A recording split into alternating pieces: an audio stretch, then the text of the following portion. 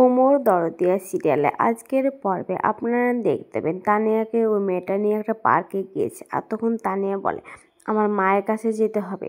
তখন মেয়েটা বলে তোমার মাই তো বলেছে গোটা শহরটা তোমাকে ঘুরে নিয়ে বেড়াতে। তখন তানিয়া বলে আমার একটু ভালো লাগে না, আমি বাড়ি যাবো, মায়ের শরীর খারাপ, গলা ব্যথা, আমি মায়ের কাছে গিয়ে মাকে ওষুধ দেবো। তখন মেয়েটা বলে যে তোমার মা সুস্থ আছে তো, আমি দেখে আসলাম তো, কিছু হয়নি। তখন বলে না, আমি শুনেছি মায়ের কষ্ট হচ্ছে।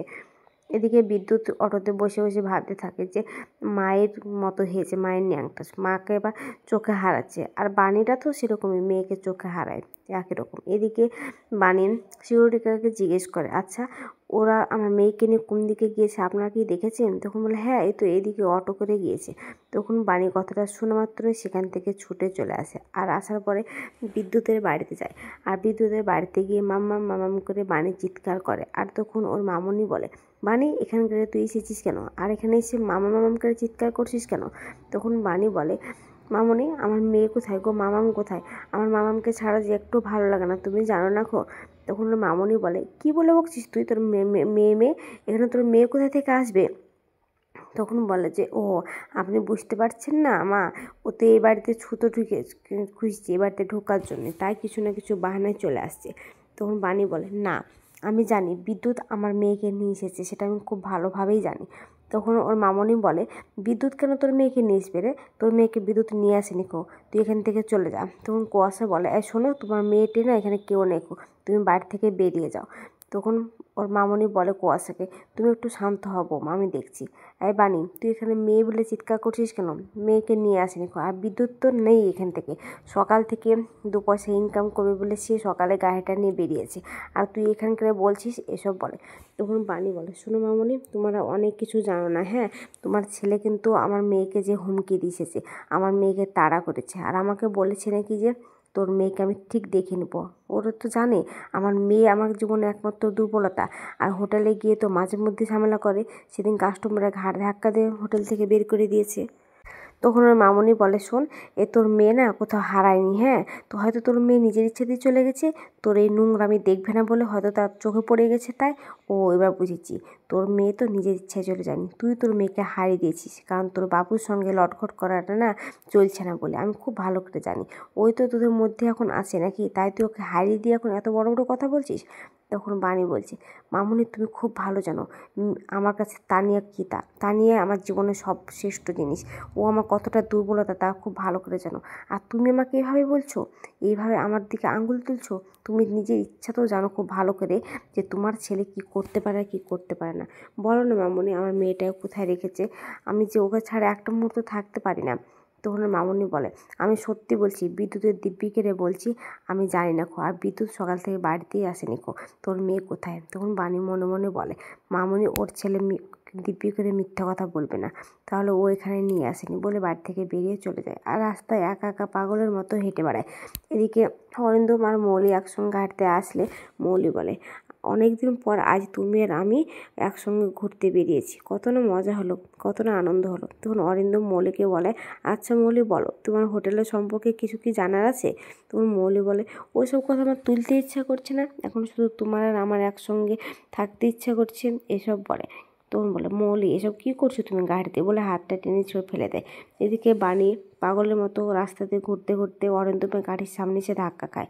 আর দুটো ছেলে এসে বলে ম্যাডাম আপনি ঠিক আছেন তো, এভাবে কেন আপনি চলাফেরা করছেন, আর গাড়ির ড্রাইভারই বা কীরকম, ওকে দেখি। তখন বাণী বলে না না, ওনার কিছু দোষ নেই। বলেন সামনের দিকে তাকালে দেখতে পায় যে অরিন্দম। আর তখন অরিন্দম বাণীকে বলে বাণী আপনি এখানে কি করছেন, আর এইভাবে আপনি হন্তদন্ত হয়ে বা কোথায় ঘুরে বেড়াচ্ছেন, আপনি দেখে শুনে তো চলবেন রাস্তায়। তখন বাণী বলে আমার মাথা ঠিক নেই, আমার মেয়ে তানিয়াকে আমি কোথাও খুঁজে পাচ্ছি না। তখন অরিন্দম বলে প্রিন্সেসকে কোথাও খুঁজে পাচ্ছেন না মানে, আপনি গিয়েছিলেন স্কুলে না যাননি?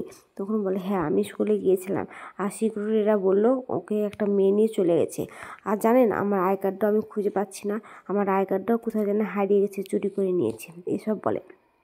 এদিকে মৌলি দাঁড়িয়ে দাঁড়িয়ে ভাবতে থাকে এসবের মধ্যে জ্ঞান মাম্মি নেই তো, উনি তো বলছিলেন কিছুদিন আগে যে কি এবার টার্গেট ওর মেয়ে, তাহলে অরিন্দম যদি এখন পুলিশে ফোন করে তাহলে কি হবে? তখন অরিন্দম বাণীকে বলে না না, আপনার মনে হচ্ছে না যে এই সব কিছুর পেছনে বিদ্যুৎ থাকতে পারে? হয়তো ওর সঙ্গে আসবে না পচা আঙ্কেল বলে, তাই হয়তো একটা মেয়েকে দিয়ে ও বের করে নিয়েছে স্কুল থেকে। তখন বানি বলে হ্যাঁ এটাও হতে পারে।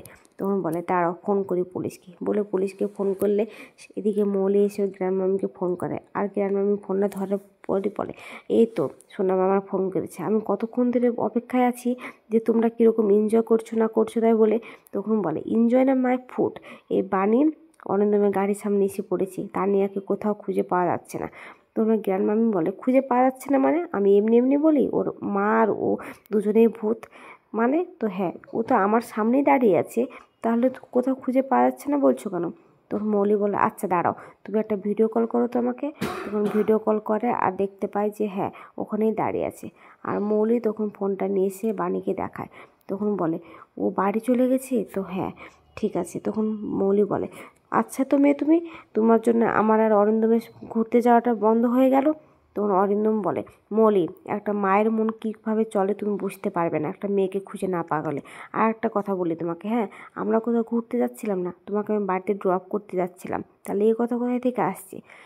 যাই সব কিছু তো ঠিক হয়েছে, এটাই ঠিক। তখন মানি বলে কিন্তু সব কিছু ঠিক হলো কোথায়? আমার মেয়েকে ওখান থেকে কিডন্যাপ করে নিয়ে এলোই কেন, আর বাড়িতে বা রেখে আসলো কেন? আমাকে তো সব কিছু জানতেই হবে। তখন অরিন্দম বলে একদম ঠিক কথা বলেছেন। তখন বাণী বলে না এখনই আমাকে তানিয়ার সঙ্গে কথা বলতে হবে, বলে ছুটে সেখান থেকে চলে আসে। এদিকে তানিয়া একা একা বাগানে দাঁড়িয়ে থাকার ভাবে মা তো এখনও আসছে না, স্কুলেও মা আমাকে গেল না, মা কোথায়? ঠিক তখনই বাণী সেখানে আসে আর ছুট্টেও মেয়েকে জড়িয়ে ধরে আর বলে মা তুমি কোথায় গিয়েছিলে? তখনও বলে তুমি কোথায় গিয়েছিলে তানিয়া? তো একটা আন্টির সঙ্গে আমি ঘুরতে গিয়েছিলাম, তুমি তো বলেছো আন্টিটাকে আমাকে নাকি সারা শহর ঘুরে নিয়ে বেড়াতে, পার্কে নিয়ে যেতে, আমি যেতে চাইছিলাম না তোমার শরীর খারাপ বলে, তোমার গলা ব্যথা ভালো হয়েছে। তখন বাণী বলে গলা ব্যথা এসব কী বলছো তুমি? তো হ্যাঁ তুমি ফোন করলে দিয়ে বললে না তোমার গলাটা কেমন শোনাচ্ছে, তাই বললাম দিয়ে যে আমার একটু গলাটা ধরেছে তাই বললে না, তাই তো বলছি যে তোমার গলা ব্যথা ভালো হয়েছে। তো আমি কেন ফোন করব, আমি কার নাম্বার থেকে ফোন করবো, আমার কাছে তো মোবাইলই নেই।